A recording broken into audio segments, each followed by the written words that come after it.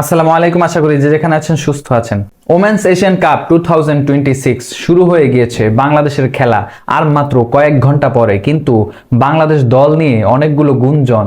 আদৌ কি কি সমস্যা বাংলাদেশ দলে হতে পারে সেগুলো নিয়েই একটু আলোচনা করব। বাংলাদেশ দলটা সিডনিতে অস্ট্রেলিয়ায় প্র্যাকটিস করছে, অথচ সাথে একজন ফিজিও নেই। এশিয়ান কাপের মতো মঞ্চ এবং সেখানে ন্যাশনাল টিমের খেলা, এত বড় একটা মঞ্চে দলের সাথে একজন ফিজিও নেই।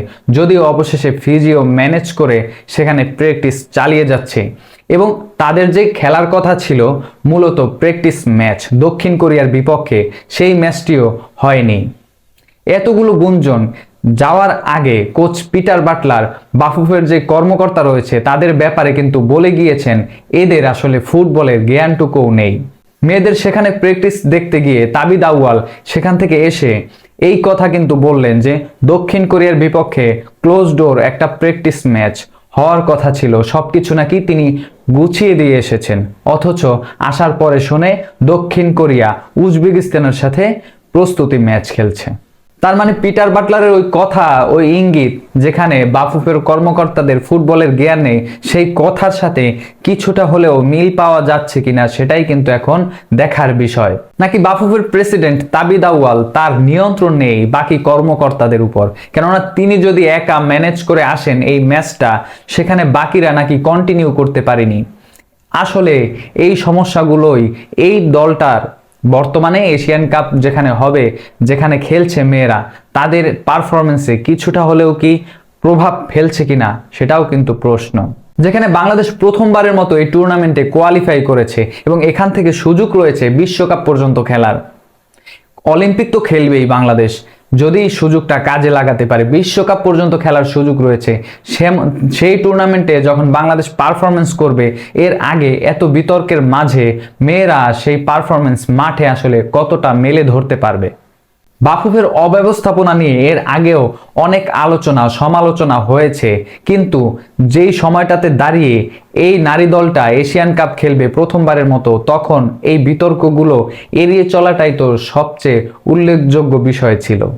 কিন্তু বাংলাদেশ ফুটবল ফেডারেশন সেই জায়গাটা আসলে স্পষ্ট রাখতে পারেনি, ক্লিন রাখতে পারেনি, যেখানে মেয়েদের পারফরমেন্স ভাটা পড়বে এই সকল প্রভাবে নিশ্চয়ই বলা যেতে পারে।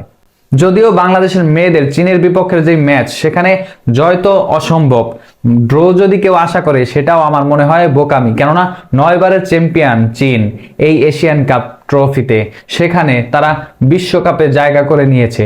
তাদের বিপক্ষে বাংলাদেশ 112তম পজিশনে এই মুহূর্তে। এই দলটা ড্র করবে সেটাও তো স্বপ্ন।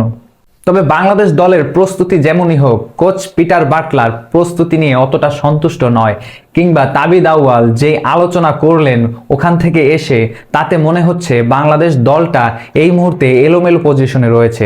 তবে বাংলাদেশের কোটি ভক্তরা, ফুটবল ভক্তরা এই দলটার দিকে তাকিয়ে রয়েছে, নিশ্চয়ই ভালো পারফরমেন্স অ্যাটলিস্ট উপহার দিবে। তবে বাংলাদেশ দল এই টুর্নামেন্টে যে সুযোগটা রয়েছে সেটি যদি কাজে লাগাতে নাও পারে, তবে এই টুর্নামেন্টে নিশ্চয়ই ভালো পারফরমেন্স উপহার দিবে। তবে স্বপ্ন তো আমরা দেখতেই পারি, কোটি ফুটবল ভক্তরা এই মুহূর্তে দলটা যখন বাংলাদেশের পতাকা এশিয়ান কাপের মঞ্চে উড়বে, তখন তো আমরা সেই স্বপ্নটা, বড় স্বপ্ন দেখতেই পারি। বাংলাদেশ দল একটা ম্যাচ, 2টা ম্যাচ ভালো পারফরমেন্স করে অলিম্পিকে সুযোগ করে নেবে, কিংবা বিশ্বকাপে 2027-এর যে বিশ্বকাপ সেখানেও কোয়ালিফাই করতে পারবে, এমন স্বপ্ন আমরা দেখতেই পারি। তবে একটা আশা থাকবে, তাবিদ আউয়ালের যে কথা কিংবা পিটার বাটলার কোচের কথা, প্রস্তুতি নিয়ে কিংবা আনুষঙ্গিক যে বিষয়গুলো নিয়ে, এই সকল বিষয় যেন প্লেয়ারদের উপরে প্রভাব ফেলতে না পারে, প্লেয়ারদের মাঠের পারফরমেন্সে কোনো প্রভাব ফেলতে না পারে। সেই প্রফেশনালিজমের জায়গাটা যেন বাংলাদেশ ফুটবল ফেডারেশন বজায় রাখে, সেটাই আমার শেষ পর্যন্ত আশা। তবে রিমেম্বার, আগামীকাল দুপুর 2টায় বাংলাদেশ ভার্সেস চীনের ম্যাচ, নিশ্চয়ই টিভির পর্দার সামনে চোখ রাখবেন।